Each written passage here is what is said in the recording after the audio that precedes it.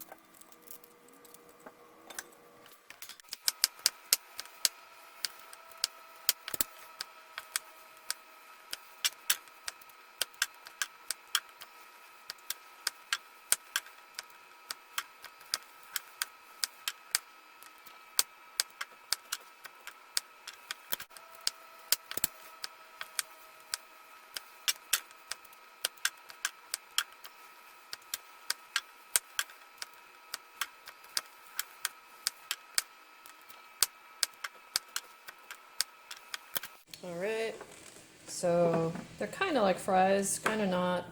I'm not going to sweat that too much because it's my first time trying this recipe. We don't even know if we're going to like it yet. So in the recipe they did like a Cajun fry, which sounds really good, but when I try a new recipe, I try to keep it traditional, old school, if you will, to see if I'm going to like it or not, and then I can play with the flavors later.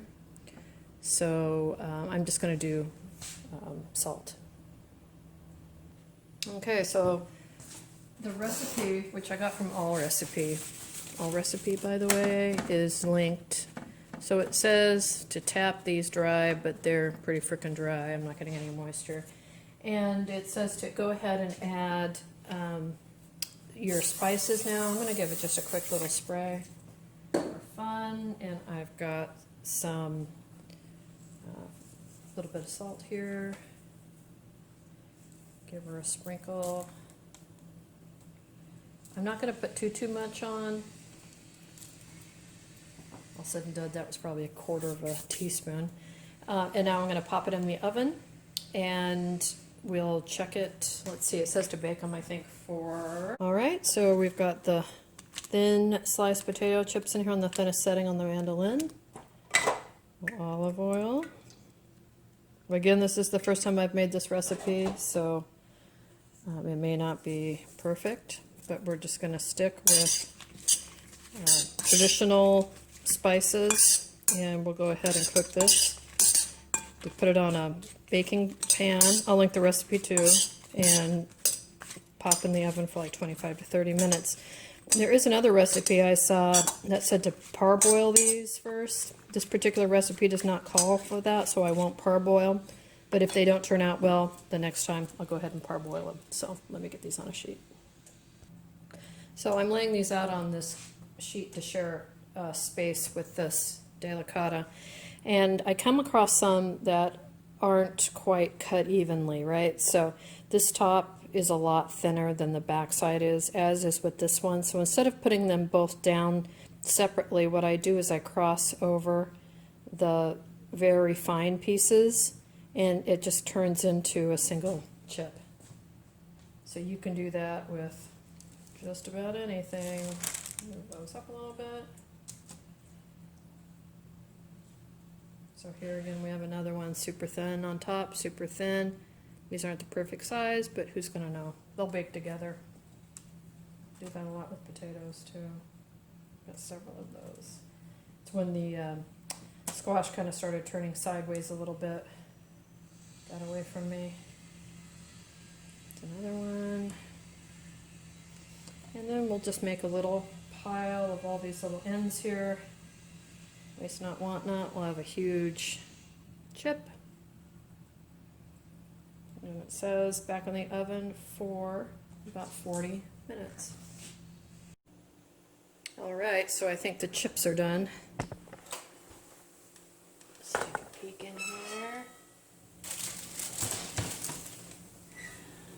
I'll take the chips off and pop the delicatas back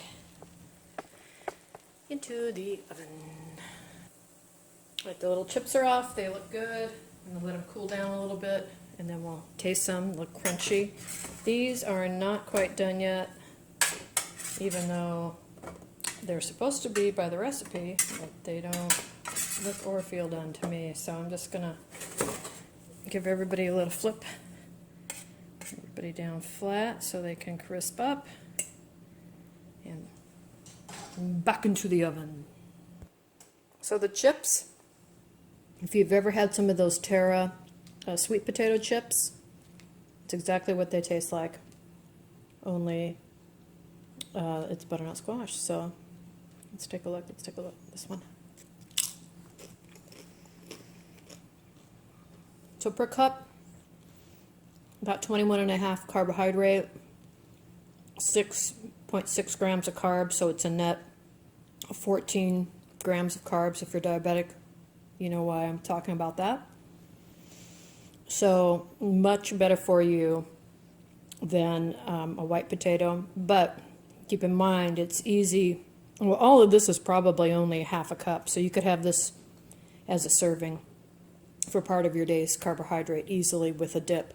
The problem for diabetics that are serious about watching their carb intake is getting things that you can easily snack on that aren't going to kick you into a sugar spin and insulin problem. So there you go. Give it a try. And it's something to do with all those winter squash you have. And just waiting for the French fries now. Right, so I pulled the French fries, the mock fries, out of the oven. And they just don't look like a French fry, other than, you know, kind of in the shape, I would say. But I'm surprised to say that they actually are very hot. They do taste reminiscent of a French fry. It's good. It's not bad. I don't know. You know, when you make things like this, I was hoping it would taste just like a potato, but obviously it's not going to. It's a lot. It tastes like sweet potato fries. That's what it tastes like. I will definitely make these again. I'm going to pop them back in the oven because I want them to get a little browner, a little more rigid. Right now they're kind of like You know those fries you get that are way overdone in the oil?